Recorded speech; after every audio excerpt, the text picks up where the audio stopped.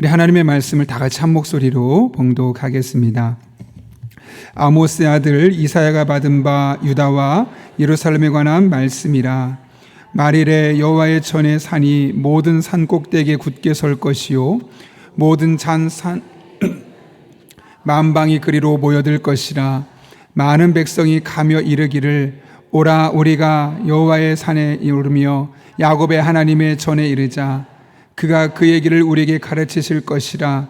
우리가 그 길로 행하리라 하리니 이는 율법이 시온에서부터 나올 것이요 여호와의 말씀이 예루살렘에서부터 나올 것임이니라.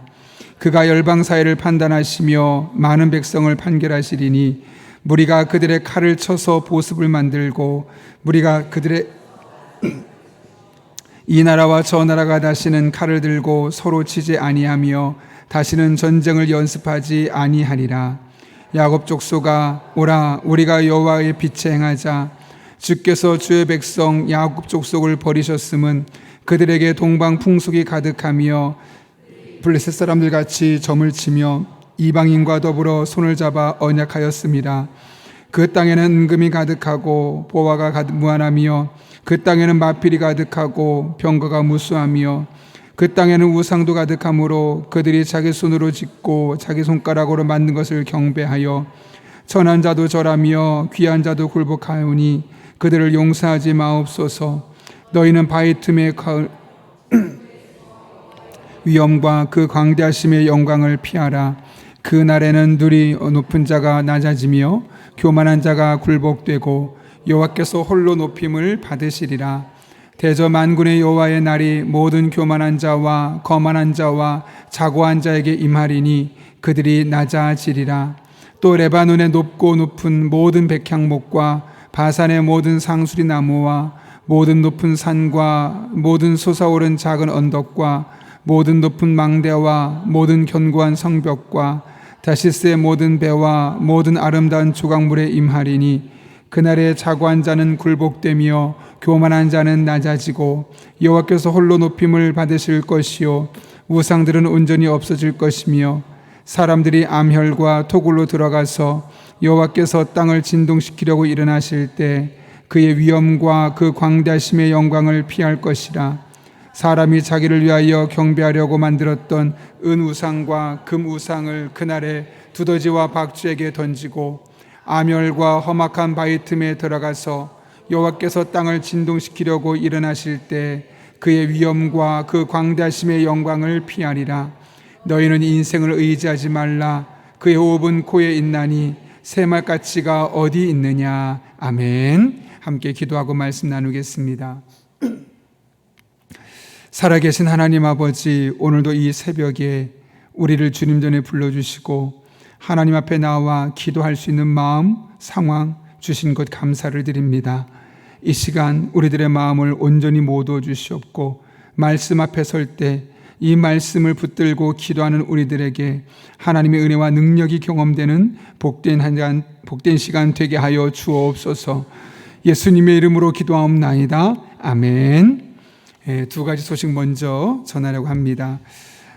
우리 박원순 집사님의 모친 되시고 박난희 권사님의 시모 되시는 께서 오늘 하나님의 어제 부르심 받았습니다. 그래서 오늘 위로 예배가 오후 3시 30분에 있는데요. 교회에서는 1시에 출발하고 어울림 아파트 1시 20분 경유에 하게 됩니다.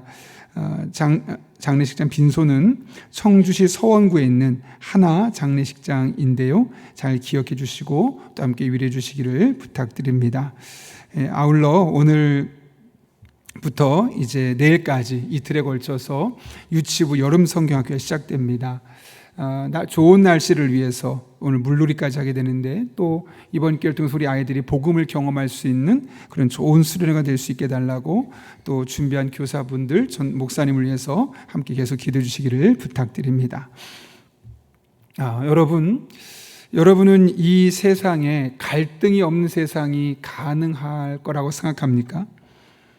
아마도 그렇게 생각하는 건 아무도 없을 겁니다. 물론 누구나 평화를 원하죠. 전쟁이 있다면 끝나기를 원하고 또 갈등이 사라지기를 원하고 서로 미워하고 다투는 일들이 아예 없었으면 하는 마음은 누구나 갖고 있을 겁니다. 그러나 역사를 돌아보면 인간의 역사는 끊임없이 전쟁과 갈등과 시기 질투의 역사였음을 우린 보게 됩니다. 그래서 어떤 학자는 인간의 역사를 일컬어 전쟁의 역사 혹은 갈등의 역사라고 요약할 정도로 우리들의 삶에서 갈등과 전쟁은 빼놓을 수 없는 부분입니다. 그만큼 갈등 없는 사회를 살아간다는 것은 결코 쉽지 않습니다. 그러나 그렇다고 아예 불가능한 것도 아니죠.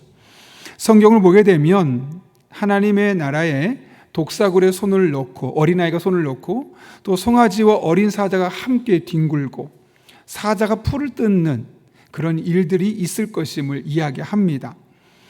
그래서 우리가 보기에는 갈등을 봉합하고 갈등 없는 사회를 살아가는 것이 전혀 불가능한 것처럼 보이지만 실상 꼭 그렇지만은 않다는 것이죠. 오늘 그런 관점으로 오늘 본문의 말씀을 함께 살펴보았으면 합니다. 오늘 우리는 이사야 2장의 말씀을 나누는데 특별히 1절부터 4절까지 말씀을 중심으로 살펴보려고 합니다. 그리고 오늘 2장의 말씀을 보려면 필연적으로 1장과 연결시킬 수밖에 없는데요. 1장에서 이사야는 유다의 부패 그리고 죄에 대해서 아주 다양한 모습으로 서술합니다. 그리고 그 결과 하나님께서 이스라엘을 심판할 수밖에 없었고 그래서 이스라엘은 하나님의 심판받는 백성이다 라는 낙인이 찍히는 상황입니다. 따라서 1장은 매우 절망적인 분위기로 끝나게 됩니다. 그런데 2장은 오늘 읽은 2장은 전혀 다른 분위기로 시작하죠. 죄로 인해 심판을 받을 수밖에 없었던 이스라엘 백성들에게 하나님께서 새로운 미래를 보여주시는 겁니다. 그렇게 오늘 본문의 말씀은 마지막 날, 이스라엘 백성들에게 있을 그 마지막 날을 언급하며 시작하죠. 여러분 2절 말씀 같이 한번 읽어볼까요? 같이 읽습니다. 시작. 말일에 여호와의 전의 산이 모든 산 꼭대기에 굳게 설 것이요 모든 작은 산 위에 뛰어나리니 만방이 그리로 모여들 것이라. 아멘. 여기 보면 말일이란 단어가 나옵니다. 말일이란 단어. 여기서 말하는 말일은 신학적으로 여호와의 날을 일컬었습니다. 2장에서 계속 이야기하는 내용이죠. 우리는 종종 여호와의 날 그러면 종말론적인 세상을 뜻합니다. 그래서 그렇게 생각합니다. 예를 들면 이 세상이 끝나는 날, 마지막 날, 저 먼 마지막 날, 그날 여호와의 날을 그때로 상정하는 분위기가 큽니다. 그런데 원문을 보게 되면 이 종말론적 의미보다는 곧 다가올 어떤 미래를 의미하는 표현을 쓰고 있습니다. 다시 말하면 지금 이스라엘 백성들은 심판이 선포되었지만 머지않은 날에 그 말일에 2절부터 4절에 기록된 내용들이 나타나게 될 것이다 이야기하고 있는 것이죠. 그런 맥락에서 본문에서 말하는 미래, 말일은 이스라엘을 향한 심판이 구원으로 바뀌는 시간이며 또 이스라엘 백성들을 위한 하나님의 새로운 창조 역사가 시작되는 그런 순간임을 깨닫게 됩니다. 여러분 그때 어떤 일들이 일어난다고 이야기하죠? 오늘 먼저 2절 말씀 보면 이렇게 되어 있어요. 말일에 여호와의 전의 산이 모든 산 꼭대기에 굳게 서며 만방이 그곳으로 모여들 것이라고 이야기합니다. 여러분 여기 본문에서 말하는 여호와의 전의 산, 이것은 어디를 말할까요? 바로 예루살렘을 말합니다. 다시 말하면 예루살렘으로 모든 나라들이 모여들게 될 것이다. 그 성전으로 모여들게 될 것이라고 이야기하고 있는 겁니다. 중요한 것은 그들이 왜 모여들까요? 그들이 다 모여드는 이유가 있지 않겠습니까? 그 이유에 대해서 오늘 본문 3절은 이렇게 이야기하죠. 같이 한번 읽겠습니다. 시작. 많은 백성이 가며 이르기를 오라 우리가 여호와의 산에 오르며 야곱의 하나님의 전에 이르자. 그가 그의 길을 우리에게 가르치실 것이라. 우리가 그 길로 행하리라 하리니 이는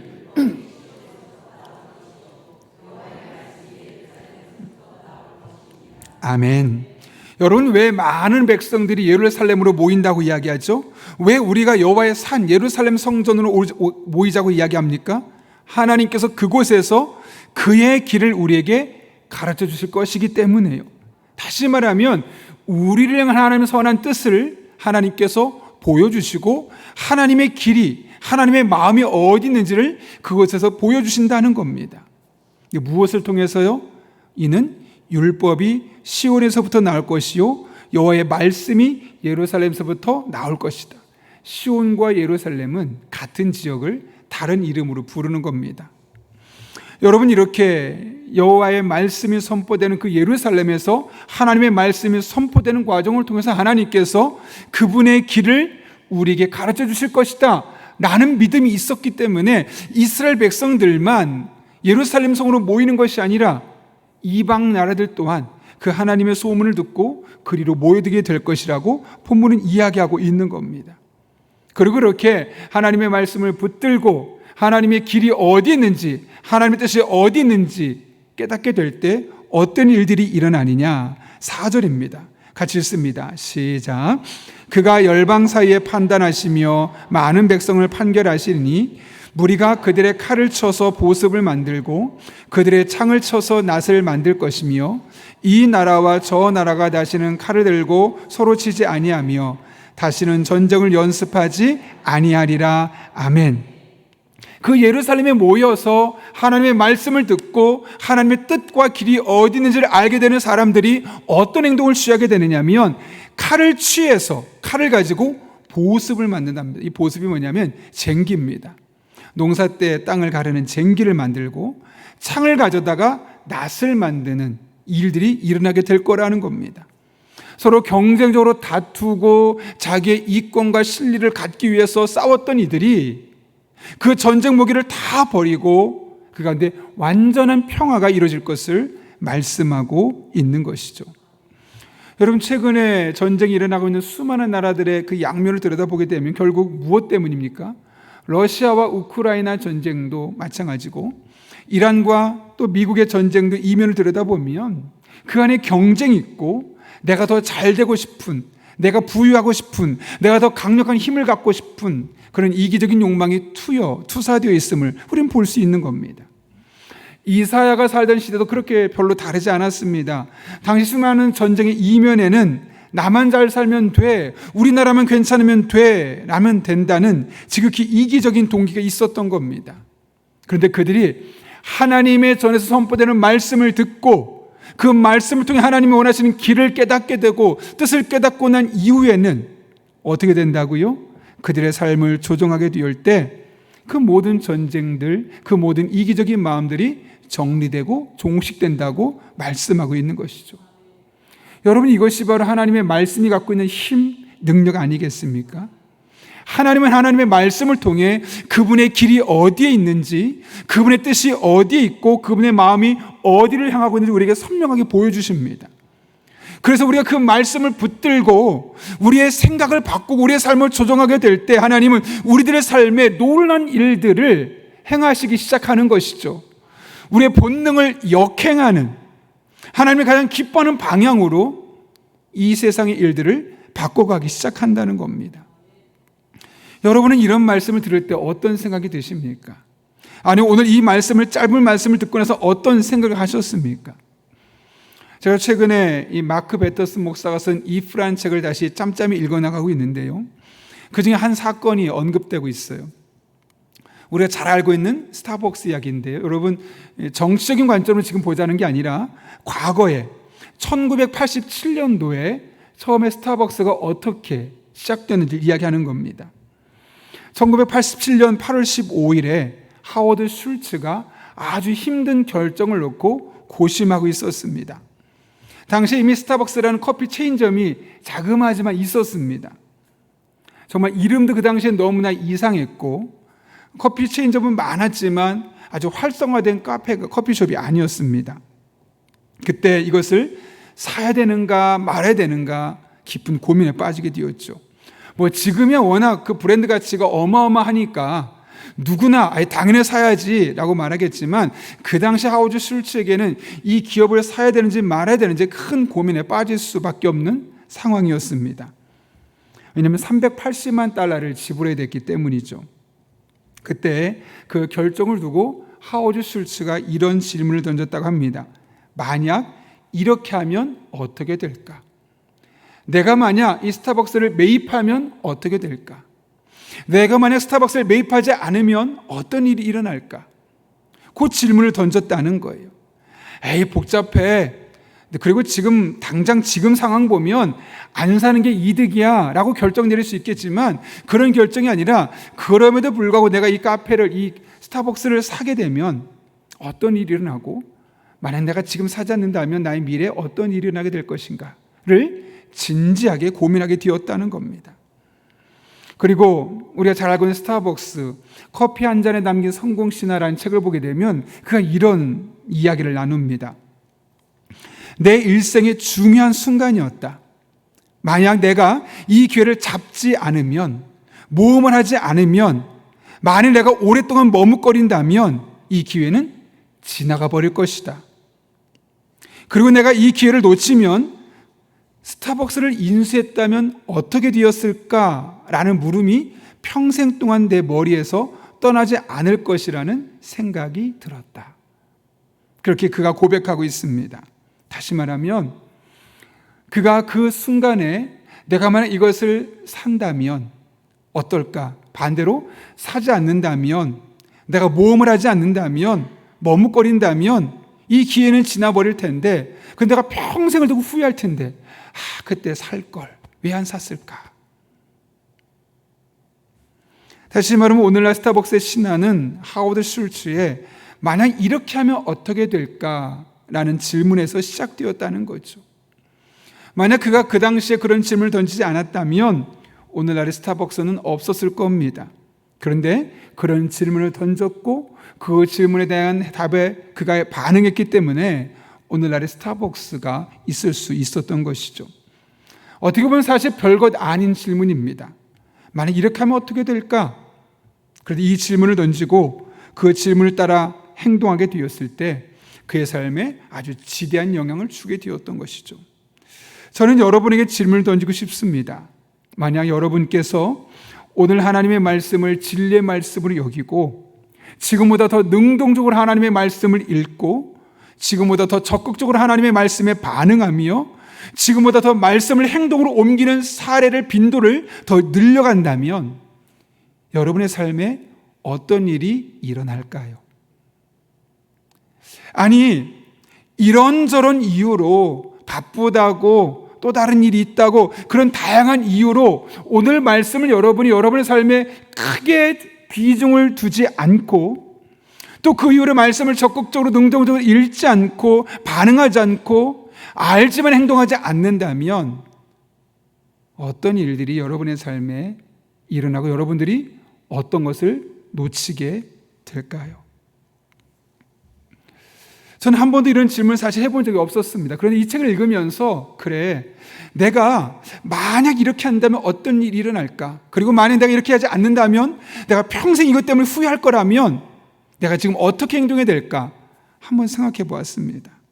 여러분, 하나님의 말씀은 우리가 단순히 읽고 지나가는, 한 번쯤 들어주면 내 삶에 유익하게 되어지는 그런 정도의 말씀이 아니죠. 그 말씀은 우리의 근본적인 본능과 생각까지도 완전히 뒤바꿀 수 있는 말씀이고, 그래서 우리의 길을 바꿀 수 있으며 결국 우리의 삶을 바꾸는 능력으로 나타나는 말씀 아니겠습니까? 이 당시 주전 8세기에 이스라엘을, 남유다를 비롯한 모든 대부분의 나라의 백성들은 이기적인 마음으로 전쟁을 치르고 자기의 이득을 위해서라면 남의 나라를 침범한 일을 아무렇지 않게 생각했던 사람들입니다. 그런데 예루살렘에 모여서 하나님의 말씀을 듣게 되어질 때 하나님의 말씀을 깨닫게 되고 뜻을 알게 되고 그분의 길이 어디 있는지 깨닫게 되니까 그들이 무기를 다 버리고 농기구로 바꾸고 완전한 평화가 일어난다고 하지 않습니까? 그들 깊숙한 속에 있는 그 본능까지도 하나님께서 완전히 뒤바꾸시는 놀라운 역사가 그들의 결단이 아니라 하나님의 말씀에 반응할 때 나타나게 되었다는 것이죠. 사실 칼을 쟁기로 바꾸고 창을 낫으로 바꾸는 일은 인간의 힘만으로는 불가능합니다. 여러분, 지금 전쟁을 중지하려고 얼마나 많은 나라들이, 현실 시대에서도 얼마나 많은 나라들이 노력합니까? 더 다양한 무기를 공급하겠다고 말하기도 하고 여러 나라 외교관들, 대통령까지 동원해서 그 나라를 중지하려고 하고 그럴듯하게 뭔가 될 것처럼 보지만 결국 합의가 되지 않습니까? 그런데 만약 하나님의 말씀이 그 마음 안에 들어가게 되고 그 말씀이 우리의 본능을 뒤집고 우리가 그 말씀 따라 생각하게 되고 행동하게 되어진다면 하나님께서 어떻게 하시겠습니까? 우리들의 삶에 놀라운 변화를 일으키시는 것이죠. 미움을 사랑으로 바꾸시고 욕심과 탈취를 섬김으로 바꾸시고 경쟁을 협력으로 바꾸시며 우리의 불안함을 믿음의 눈길로 바꿔주시지 않겠습니까? 그러므로 여러분, 오늘 우리 자신들에게 저는 이 질문을 한번 다시 던져봤으면 좋겠습니다. 만약 내가 오늘부터 하나님의 말씀을 더욱더 진지하게 받아들이고 지금보다 더 적극적으로 하나님의 말씀에 순종한다면 내 삶에 어떤 일들이 일어날까? 만약 내가 오늘 말씀하신 것을 실제로 실천하게 된다면 하나님께서 나의 가정과 나의 일터와 나의 인간관계 속에 어떤 일을 행하실까? 사랑하는 성도 여러분, 하나님의 말씀을 듣고도 아무 것을 바꾸려 하지 않는다면 우리의 삶에는 어떤 변화도 일어나지 않습니다. 그러나 그 말씀을 듣고 하나님의 길을 알고 뜻을 깨닫고 난 이후에 내 본능과 역행에서 하나님 말씀하신 길을 한 걸음 한 걸음 내딛는다면 하나님은 그 자그마한 순종을 통해서 정말 기적 같은 일들을 우리들의 삶에 이루어 가실 것입니다. 저는 우리가 후회를 남기지 않았으면 좋겠어요. 그때 말씀대로 살 걸, 그때 그렇게 한번 해볼 걸, 왜 안 했을까? 그게 아니라 그렇게 했더니 하나님이 이렇게 하셨습니다. 하나님이 말씀하셨고 바꾸셨고 나의 삶을 통해 이렇게 역사하셨습니다. 간증할 수 있는 저 여러분 될 수 있기를 바랍니다. 말씀을 들으며 언젠간 해야지 라고 미뤄서 그것이 여러분에게 후회를 안겨주는 것이 아니라 지금 당장 그 말씀에 순종할 수 있기를 바랍니다. 혹시 용서해야 할 누군가 떠오른다면 주저하지 말고 용서하십시오.